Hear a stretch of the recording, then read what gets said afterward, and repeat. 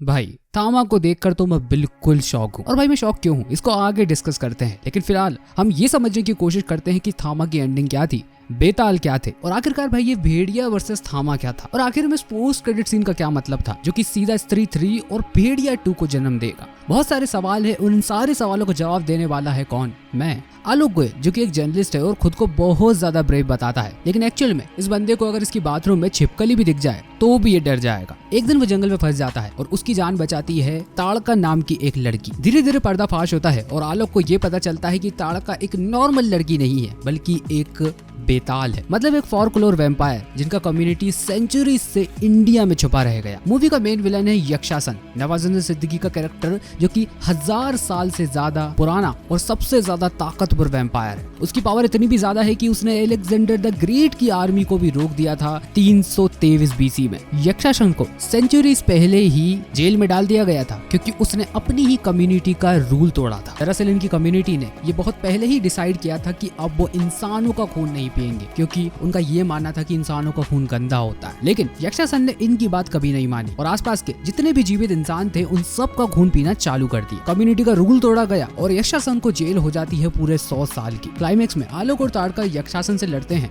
तब लगता है कि सब कुछ खत्म हो गया। उस टाइम पर यक्षासन इतना भी ज्यादा शक्तिशाली होता है कि वो आलोक को मार ही डालता है। लेकिन भाई पिक्चर अभी बाकी है। इसके बाद होता है भाई एक बहुत बड़ा चमत्कार। बेताल कम्युनिटी अपने भगवान से ये प्रार्थना करती है कि उन्हें एक थामा दे, यानी एक लीडर दे जिसके अंदर धड़कता हुआ दिल हो और उसकी भी एक जान हो, क्योंकि ये वैम्पायर जिसको भी काटते थे वो खुद इनकी तरह बन जाता था। उसके दिल के अंदर की धड़कन हमेशा के लिए थम जाती थी और वो एक बेताल में तब्दील हो जाता था। क्लाइमेक्स में हम आलोक को जिंदा होते इसलिए देखते हैं क्योंकि शायद बेताल कम्युनिटी के देती ने आलोक को एक धड़कता हुआ दिल दे दिया और इन्हीं सब चीजों के चलते हुए आलोक इस कम्युनिटी का नया थामा यानी कि नया लीडर बन जाता है। ये डिटेल बहुत ही ज्यादा इंपॉर्टेंट है क्योंकि बेताल कम्युनिटी में किसी के पास भी दिल नहीं है। इन सब के बाद आलोक की पावर 10 गुना बढ़ जाती है। वो यक्षासन को हराता है और वापस उसे जेल में डाल देता है। पूरी कम्युनिटी आलोक को अपना नया थामा मान लेती है, पर ये जीत जश्न का माहौल ज्यादा देर तक नहीं टिकता क्योंकि इसके बाद जो होता है वो और भी ज्यादा शॉक है। बहुत सारे लोग इस बात में कंफ्यूज है कि बेताल और वेस्टर्न वैम्पायर में क्या फर्क है, तो आयुष्मान खुराना ने खुद ये क्लैरिफाई किया है कि ये कोई वैम्पायरिज्म नहीं, ये बेतालिज्म है। और ये जो बेताल वर्ड आपको सुनाई में आ रहा है ये इंडियन फॉरक्लोर से आता है। यहाँ पर की विक्रम बेताल की कहानियां तो आपने सुनी ही होगी, बस वही कॉन्सेप्ट है। मूवी में ये दिखाया गया है कि बेताल वो क्रिएचर्स हैं जो कि रक्त बीज के खून पीने से बने हुए थे। हिस्टोरिकल बैकग्राउंड को देखें तो 323 BC में अलेक्जेंडर द ग्रेट आया था, तब यक्षासन और उसकी आर्मी ने उसे रोक दिया था। बेताल का सीधा लिंक है माँ दुर्गा से, इसलिए क्लाइमेक्स में देती की दुआएं मिलती। अगर बात करें दोस्तों बेताल की प्रॉपर कैरेक्टरिस्टिक्स के बारे में,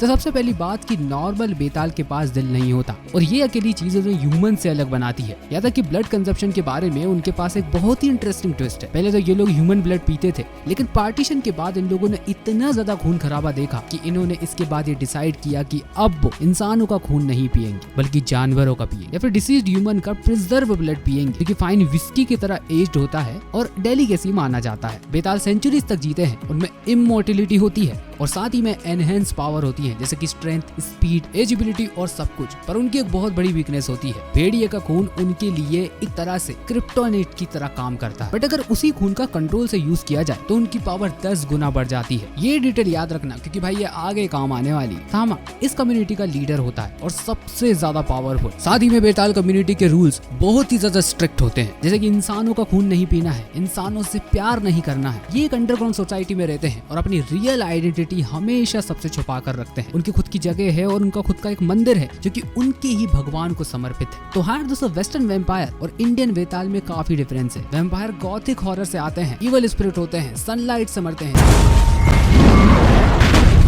जबकि बेताल इंडियन फॉरक्लोर से आते हैं। यार विदेशी वैम्पायर तो बहुत हद तक इंसानी खून पर डिपेंड होते हैं, लेकिन बेताल एक्चुअल में प्रोटेक्टर्स होते हैं जो कि हमारी इंडियन माइथोलॉजी से बहुत हद तक कनेक्ट है। और यहाँ पर थामा मूवी में भाई एक बहुत ही इंटरेस्टिंग डिटेल थी जो कि शायद मुझे ऐसा लगता है कि दोस्तों आपने मिस कर दी। ताड़का खुद एक क्रैश्ड प्लेन में रहती थी, मतलब कि अपनी कम्युनिटी से एकदम अलग थलग। ये एक अकेली डिटेल ये बताती है कि एक ही कम्युनिटी में होने के बाद भी इन लोगों के सोच विचार कितने अलग हैं। यहाँ पर बात करें इंसानों का खून ना पीने की, तो उस पर तो वो एग्री शादी कर जाती है। लेकिन पर्सनली यार मुझे ऐसा लगता है कि कभी भी ताड़का को प्यार नहीं मिला और इन्हीं सब चीजों के चलते हुए वो मूवी में कई रूल्स भी तोड़ती है। बाकी ताड़का की इस कैरेक्टरिस्टिक के बारे में आपका क्या सोचना है इसे नीचे जाके कमेंट बॉक्स में बताना। चलिए यार दोस्तों बात कर लेते हैं थामा वर्सेस भेड़िया के बारे में। यहाँ पर वरुण धवन एज अ भेड़िया का हम कैमियो देखते हैं और यकीन मानो दोस्तों इन दोनों के बीच की जो लड़ाई है, जो तोड़फोड़ है भाई, वो पर्सनली मुझे बहुत ज्यादा पसंद आई। और भाई हो भी क्यों ना, सिर्फ इस अकेले एक सीन के लिए पूरे 20 करोड़ रुपए खर्चे गए। भेड़िया के ओरिजिनल डायरेक्टर ने खुद इस सीक्वेंस को सुपरवाइज किया।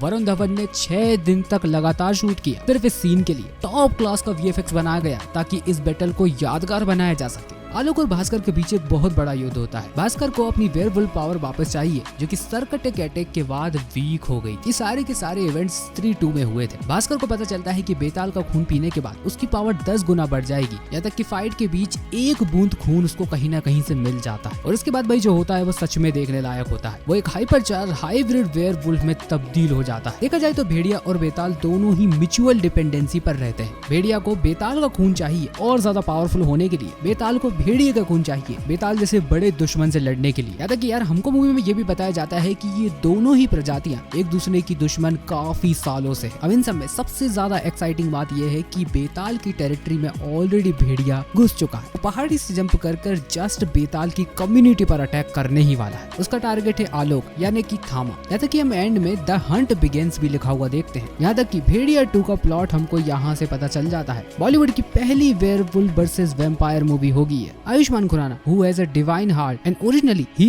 is a थामा। हालांकि कई फैन थ्योरीज तो ये भी कहती है कि ये दोनों मिलकर सिविल वॉर स्टाइल में सरकटे से लड़ने जाने वाले। क्या डॉक्टर अनीका रिटर्न करेगी भेड़िया 2 में? ये सब बातें तो वक्त ही बताएगा। अब चलो बात करते हैं दोस्तों पोस्ट क्रेडिट सीन के बारे में। एंड में हमने यक्षासन को जेल में बंद देखा हुआ था, लेकिन तभी एक बिना सिर का आदमी उसके पास आता है। उसकी बॉडी पिघलते हुए लावा की तरह ग्लो करती है और वो यक्षासन की चेन तोड़कर उसे वहां से ले जाता है। अगर कर भाई ये कौन था? सीधी सी बात है सरकटा। हाँ दोस्तों वही सरकटा जो कि स्त्री 2 के क्लाइमैक्स में लावा में गिर गया था। मेरी थ्योरी यहाँ पर दोस्तों ये कहती है कि स्त्री 2 का पोस्ट क्रेडिट सीन में अक्षय कुमार का कैरेक्टर एक लावा वाले पॉट को पीता है। अब यहाँ पर ऐसा भी हो सकता है कि वो एक इवॉल्व फॉर्मेट हो सरकटे का। दूसरी थ्योरी दोस्तों हमारी ये कहती है कि सरकटा कभी मरा ही नहीं था। लावा में गिरने के बाद वो और भी ज्यादा पावरफुल बन चुका है। सरकटा और यशासन मिलके बहुत बड़े विलन में तब्दील हो सकते हैं, क्योंकि भाई सरकटा एक एंडलेस डीमन है जिसके पास अनंत शक्तियां हैं। उसको चंदेरी का राक्षस भी कहा जाता था। यशासन 1000 साल से पुराना है। सरकटे का इतिहास तो हम सबको पता है। दोनों मिलकर क्या कुछ नहीं कर सकते। अब सरकटे ने सबसे पहले यक्षासन को रिक्रूट किया, क्या अब वो मुंजिया को रिक्रूट करने वाला है? ये तो भाई आने वाला समय ही बताएगा। बाकी आप आपकी थ्योरीज भाई नीचे जाके कमेंट बॉक्स में बताना बिल्कुल भी मत भूलना।